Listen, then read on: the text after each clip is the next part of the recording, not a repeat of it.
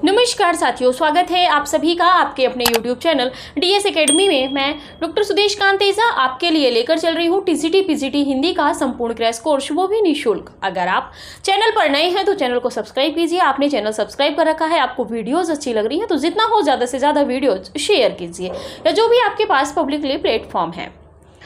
जो हमसे नए कैंडिडेट जुड़ रहे हैं, हम फिर से वही कहना चाहेंगे कि प्लेलिस्ट में जाके कोशिश कीजिए कि आप क्लास संख्या 1 से देखिए, क्योंकि प्लेलिस्ट बनी हुई है सारी की सारी नेट GRF और बाकी की भी जो कुछ रचनाएं हैं उनकी भी प्लेलिस्ट बनी हुई है।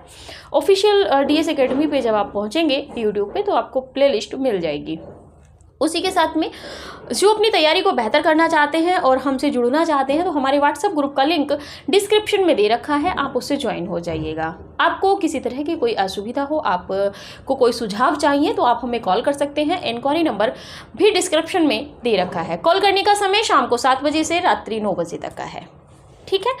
और इसी के साथ में हम फिर से वही कहेंगे कि हम कहीं ना कहीं हताश हैं, क्योंकि एक तरीके से हम एक शतक पूरा करने जा रहे हैं। 100 वीडियोस हमारी पूरी होने जा रही हैं और कुछ वीडियोस के बाद में, और आपकी प्रतिक्रियाएं हमें बहुत कम मिल रही हैं। आप देखिए कि हमने एक तरीके से 95-96 वीडियो में अभी भक्ति काल तक पहुँचे हैं हम।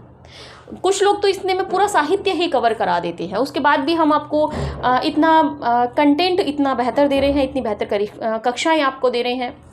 हो सकता है कि थोड़ा आपको समझने में कहीं समस्या आती हो, स्पष्ट दिखाई ना देता हो, तो आप अपने फ़ोन की जो क्वालिटी होती है उसको भी बढ़ा सकते हैं। यूट्यूब की जो क्वालिटी होती है उसको बढ़ा लीजिए तो उससे और भी क्लियर हो जाता है।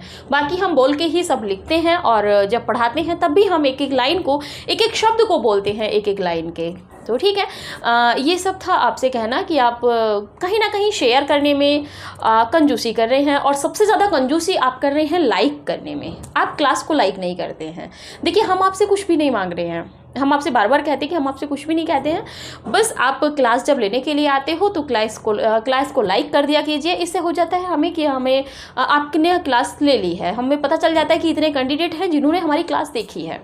उसी के साथ में जब आप अंतिम तक पहुंचते हैं, अगर आप अच्छे कंपटीटर हैं, तैयारी कर रहे हैं, आप जब अंतिम तक पहुंचते हो तो अगर आपको लगता है कि हमने कोई प्रश्न बीच में बोला है, हम कई बार सीधे सीधे पढ़ाते हुए किसी लाइन से को रिलेटेड कुछ तथ्य आता है तो हम बोल देते हैं कि आप इसका उत्तर कमेंट कर दीजिएगा, लेकिन हमें वो उत्तर भी कमेंट नहीं आते हैं कई बार, तो कहीं ना कहीं निराश हो जाते हैं हम।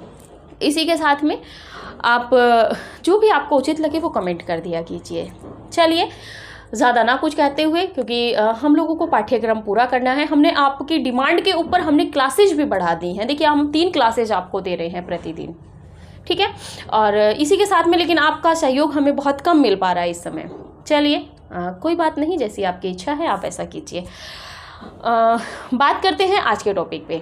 हम इस समय चल रहे हैं अष्टछाप कवियों में। अष्टछाप कवियों में हम 2 कवियों को देख चुके हैं, आपके कुंभन दास और आपके सूरदास जी को। सूरदास जी को इतना विस्तृत देखा है कि यहाँ से कोई प्रश्न बनेगा तो आपका नहीं छूटेगा। बस कथन और पंक्तियाँ अभी हमने नहीं दी हैं, वो व्हाट्सएप ग्रुप में मिलेंगी आपको PDF के रूप में, हैंड रिटन नोट्स के रूप में। आज हम बात करेंगे परमानंद दास की, परम आनंद के दास की, जो कृष्ण भक्त कवि हैं, और इनके जो गुरु हैं वल्लभाचार्य हैं। हम पहले जो देख रहे हैं वल्लभाचार्य के शिष्यों को देख रहे हैं, जो 4 शिष्य हैं। बात करें जन्म की, तो जन्म का जो समय है विक्रम संवत 1550, विक्रम संवत में समय है 1550। ईस्वी की बात करें तो 1493 ईस्वी। जन्म स्थान कन्नौज उत्तर प्रदेश है। 1550 विक्रम संवत में है और 1493 ईस्वी की बात है। निधन की अगर बात करें तो विक्रम संवत में 1629 है, और ईस्वी की बात करें तो 1572 ईस्वी है। कहाँ पर? गोवर्धन क्षेत्र। देखिए, ज़्यादातर जो कृष्ण भक्त कवि हैं उनके जन्म चाहे जहाँ हुए हों, निधन अधिकांश सभी के गोवर्धन क्षेत्र के आसपास ही हुए हैं, ठीक है, क्योंकि श्रीनाथ जी के मंदिर में सेवा विधि में लीन थे, ठीक है। आगे बात कर लेते हैं। ये कान्यकुब्ज ब्राह्मण थे। कैसे ब्राह्मण थे भाई? परमानंद दास जी कान्यकुब्ज ब्राह्मण थे। इन्होंने गृहस्थाश्रम में प्रवेश नहीं किया था, यानी कि इन्होंने कभी विवाह नहीं किया था। इनकी कोई पत्नी उतनी नहीं है, बच्चे उच्चे इनके कोई भी नहीं है, ठीक है। और न धनार्जन के लिए कोई व्यवसाय ही किया था। और साथ में ये इतने अच्छे संत थे कि इन्होंने ना तो अपना घर परिवार बसाया कभी, और ना ही इन्होंने ये सोचा कि अगर आज मेरे पास खाने को है, अगर कल नहीं रहेगा तो क्या होगा। इन्होंने धन अर्जन का भी मतलब कोई व्यवसाय या कुछ भी इन्होंने नहीं किया। पूर्ण रूप से कृष्ण पर आश्रित थे। इन इस भक्ति को देखा जाए तो कहते हैं पुष्टि मार्गीय भक्ति, पुष्टि भक्ति। अभी जब हमने पीछे पढ़ा था तो देखा था ना। चलिए आगे बात करते हैं। वल्लभाचार्य से इन्होंने अरेल यानी कि प्रयाग में दीक्षा ली थी, ठीक है। और इसी के साथ में गुरु के रूप में आप नोट कर लीजिएगा अपनी नोटबुक में, गुरु वल्लभाचार्य जी हैं। आगे बात करें, इनके द्वारा रचित 835 पद, कितने पद? 835 पद परमानंद सागर में मिलते हैं। परमानंद सागर के नाम से इनकी रचनाओं का जो संकलन किया गया था तो उसमें इनके 835 पद मिलते हैं। बात करें परमानंद की रचनाओं या पदों का प्रकाशन किस किस नाम से हुआ था? परमानंद सागर तो है ही, ये तो मुख्य रूप से है, जैसे कि क्या कहते हैं, जायसी ग्रंथावली, सूर ग्रंथावली, इस तरीके से परमानंद सागर के नाम से कितने पद हैं? 835 पद। अन्य जो पदों का संकलन हुआ है वो किस नाम से हुआ है? परमानंद सागर। परमानंद के पद वल्लभ सांप्रदायिक कीर्तन पद संग्रह के नाम से हुआ है। 3 नाम से, परमानंद सागर, परमानंद के पद, और सबसे महत्वपूर्ण है ये वल्लभ सांप्रदायिक कीर्तन पद संग्रह के नाम से किस अष्टछाप कवियों के पद संग्रहित है? तो यहाँ पर वल्लभ संप्रदाय समझ के आप वल्लभाचार्य ना लगाइएगा, क्योंकि यहाँ इसमें जो पद संकलित हैं वो परमानंद दास जी के हैं, ठीक है। ये यहाँ पे महत्वपूर्ण है। बाकी चीज़ें आप मतलब एक दूसरे को कोरिलेट करके चीज़ों को पकड़ ले जाएंगे, ये थोड़ी सी अलग है। बात करते हैं दान लीला व ध्रुव चरित, इनकी रचनाएं मानी जाती हैं। दान लीला और ध्रुव चरित परमानंद दास की रचनाएं मानी जाती हैं। अष्टछाप के कवियों में काव्य सौष्ठव की दृष्टि से, महत्वपूर्ण है, काव्य सौष्ठव की दृष्टि से कौन सा स्थान है परमानंद दास का? तो पहले नंबर पे सूरदास है, दूसरे नंबर पर नंददास है और तीसरे नंबर पर आपके परमानंद दास हैं, ठीक है। तो सूरदास, नंददास के बाद इन्हीं का स्थान है, किनका? परमानंद दास का। आगे बात करें, वियोग श्रृंगार के वर्णन में परमानंद दास ने अद्भुत सफलता प्राप्त की है, यानी कि इनके जैसा वियोग वर्णन हमें नहीं लगता किसी ने किया है, इसीलिए कहा गया है कि इन्होंने अद्भुत सफलता प्राप्त की है। आप स्क्रीनशॉट लीजिए, फिर आगे बढ़ते हैं।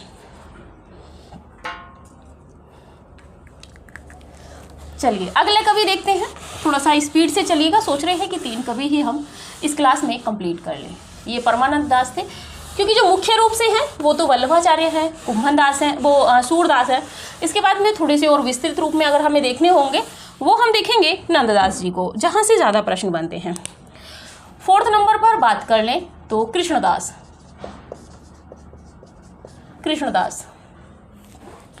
समय की बात करें तो जन्म है 1496 ईस्वी, चिलोतरा, अहमदाबाद, गुजरात।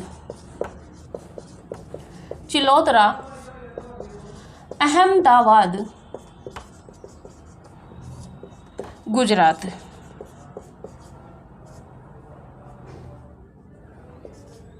चिलोतरा, गुजरात। निधन की बात करें तो 1578, ज़्यादातर 78 ईस्वी में हुआ है। ये भी एक कोरिलेट कर लीजिएगा किन किन का 78 में हुआ है। कहाँ? गोवर्धन क्षेत्र। और गोवर्धन क्षेत्र में माना जाता है कि ये एक कुआं बनवा रहे थे कदम्ब की खाड़ी के पास में, वहाँ पे, तो उसी में गिरकर इनकी कुआं बनवाते हुए मृत्यु हो गई थी। लिख लीजिए कि कुआं बनवाते हुए उसमें अचानक गिर जाने से मृत्यु हुई, ठीक है। आगे बात कर लें, ये जाति से शूद्र थे, ये जाति से शूद्र थे। और इसी के आगे आप नोट कीजिएगा थोड़ा सा तथ्य को, डॉक्टर दीनदयालु गुप्त ने, आगे लिख लीजिए, डॉक्टर दीनदयालु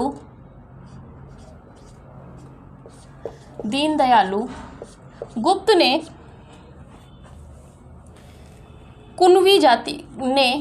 इन्हें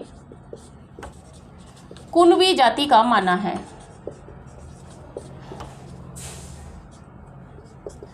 देखिए कुणबी जाति वैसे शूद्र को ही बोला जाता है, लेकिन डॉक्टर दीनदयालु गुप्त के अनुसार अगर इनकी जाति पूछी जाएगी और वहाँ पे अगर कुणवी और शूद्र दोनों विकल्प में है तो वहाँ पे कुणवी सही किया जाएगा, ठीक है।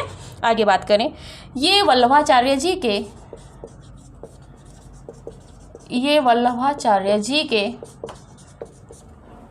बड़े कृपा पात्र और मंदिर के, जो श्रीनाथ जी का मंदिर था, तो मंदिर के मुखिया या कहें व्यवस्थापक थे।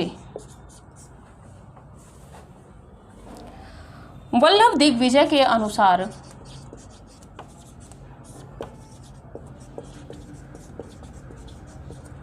नोट कर कमेंट कर दीजिएगा वल्लभ दिग्विजय किसकी रचना है। वल्लभ दिग्विजय के अनुसार वल्लभाचार्य जी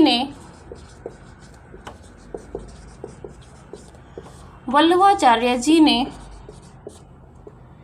मथुरा के विश्राम घाट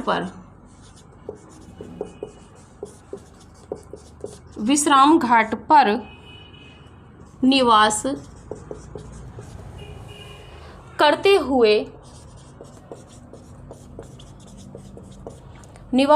हुए कृष्णदास को अपनी शरण में लिया था। कृष्णदास को 1910 ईस्वी, ज़्यादातर 1910 में ही इन्होंने दीक्षा दी है। 1909-1910 में कृष्णदास को 1910 ईस्वी में अपनी शरण में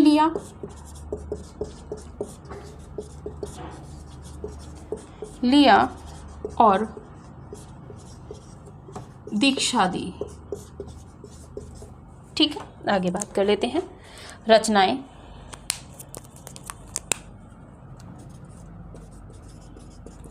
रचनाओं में इनकी बात कर लेते हैं। पहले नंबर पे है जुगलमान चरित, दूसरे नंबर पे बात करें तो भ्रमर गीत, इन्होंने भी लिखा है। तीसरे नंबर पर बात करें तो प्रेम तत्व निरूपण। ठीक है, चलिए बात करते हैं कृष्णदास की। कृष्णदास, देखिए यहाँ से प्रश्न ये भी बनेगा, आप नोट करना चाहे कर सकते हैं कि निम्नलिखित में से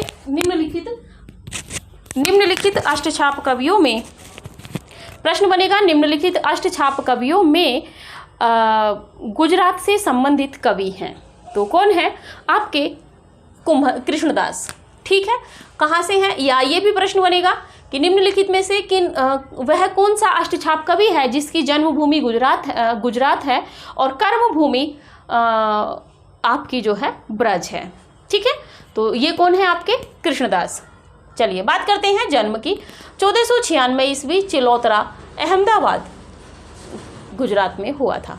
निधन की बात करें तो 1578 में कई कृष्ण भक्त कवियों का निधन हुआ है, तो आप उसको भी कोरिलेट करके चलिएगा, क्योंकि हो सकता है एक्सपर्ट का दिमाग, जो मस्तिष्क है वो बहुत तीव्र गति से आगे दौड़ता है, वो सोचेगा कि जन्म तो बच्चों को सबको याद रहता है। चलिए आपके निधन का क्रम पूछ लेते हैं कि निम्नलिखित में से 1578 ईस्वी में किसका निधन नहीं हुआ है, और वहीं पर हम फंस जाएंगे। इसीलिए आप चीज़ों को एक जगह कोरिलेट करके चलिएगा। ठीक है, आगे बढ़ते हैं। 1578 में कहाँ हुआ था निधन, गोवर्धन क्षेत्र में।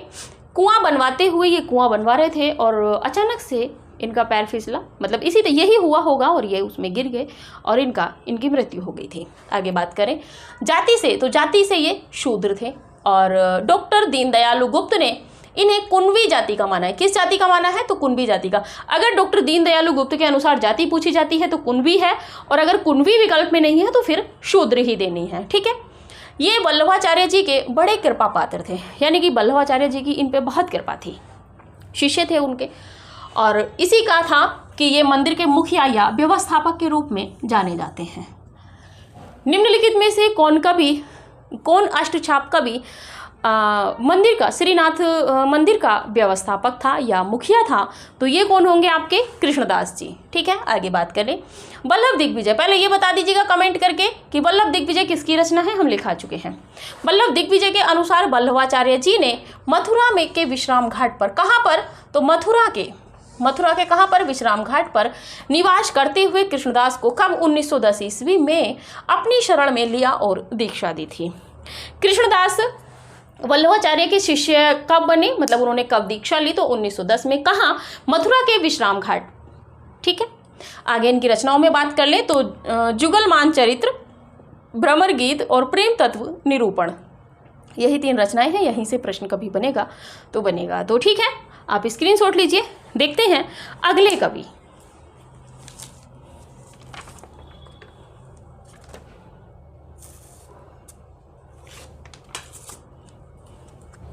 चलिए, 4 कवि हो गए ना अष्टछाप के। अब 5वें कवि देखते हैं।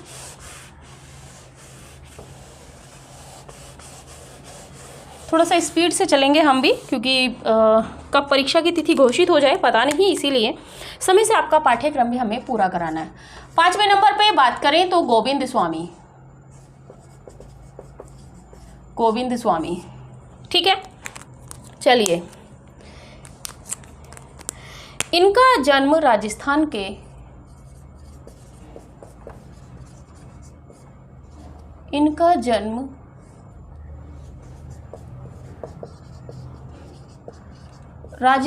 के भरतपुर राज्य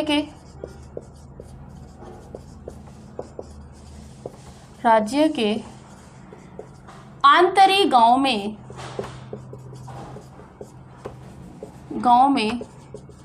1505 ईस्वी में हुआ था।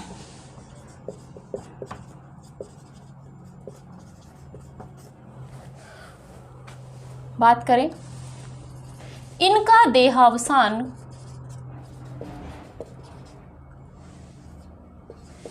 गोवर्धन क्षेत्र में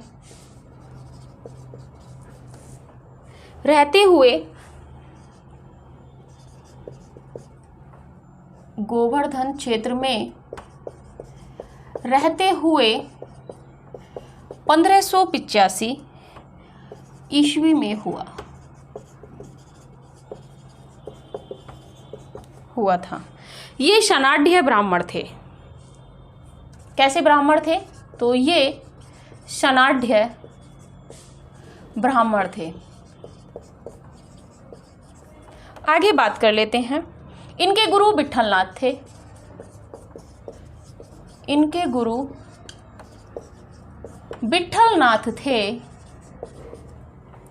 1535 ईस्वी में इन्होंने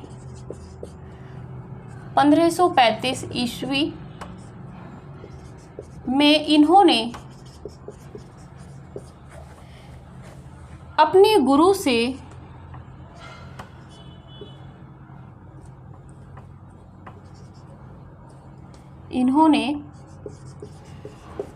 गुरु से विधिवत रूप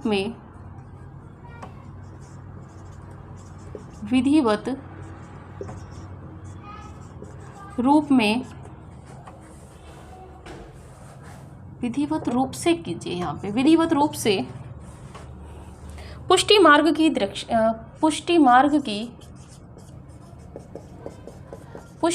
की दीक्षा ग्रहण की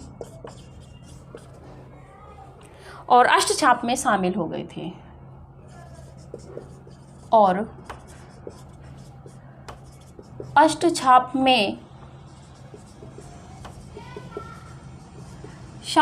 गए थे।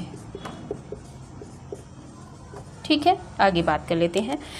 ये गृहस्थ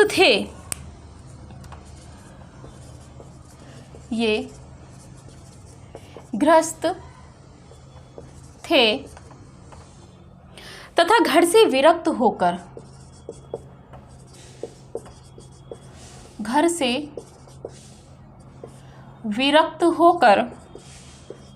ब्रजमंडल के महावन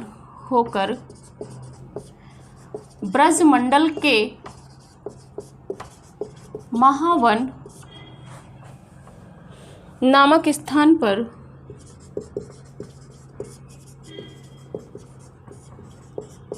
पर आकर बस गए थे। आकर बस गए थे। आगे देख लेते हैं। पुष्टि संप्रदाय की दीक्षा के बाद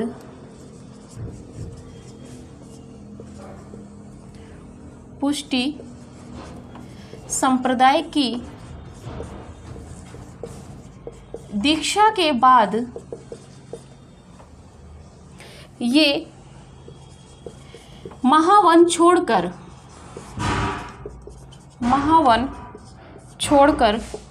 गोवर्धन चले गए।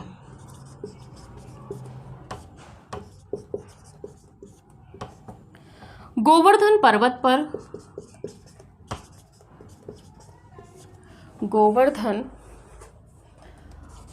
पर्वत पर इन्होंने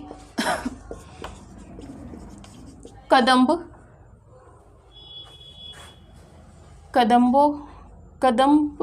के वृक्षों का एक अच्छा उपवन यानी कि बगीचा लगाया था, जो आज किस नाम से जाना जाता है? तो कदम्ब की गोविंद स्वामी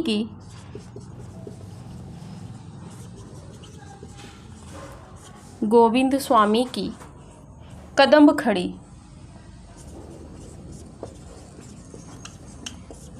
खड़ी के नाम से जाना जाता है।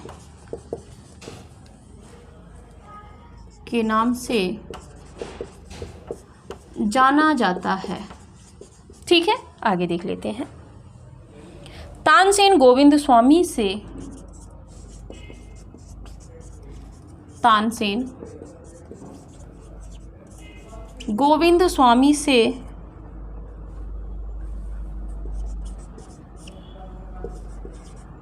पद गायन की शिक्षा लेते थे।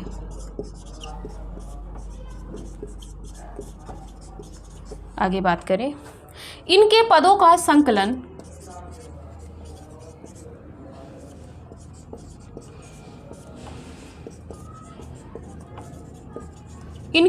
संकलन गोविंद स्वामी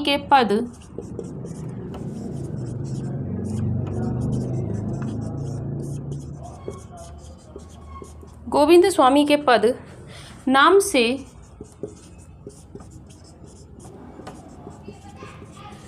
नागरी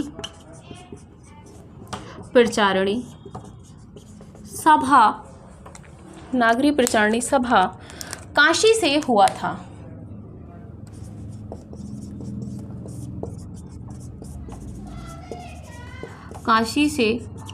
था। ठीक है, चलिए देखते हैं गोविंद स्वामी जी को। आप पहले स्क्रीनशॉट ले लीजिए इसका।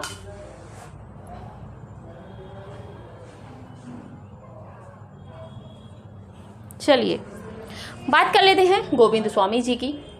इनका जन्म राजस्थान के कहाँ पर? तो राजस्थान राज्य क्या है? राजस्थान के कहाँ? भरतपुर राज्य, यानी कि जिला क्या है? डिस्ट्रिक्ट भरतपुर के आंतरी गांव में।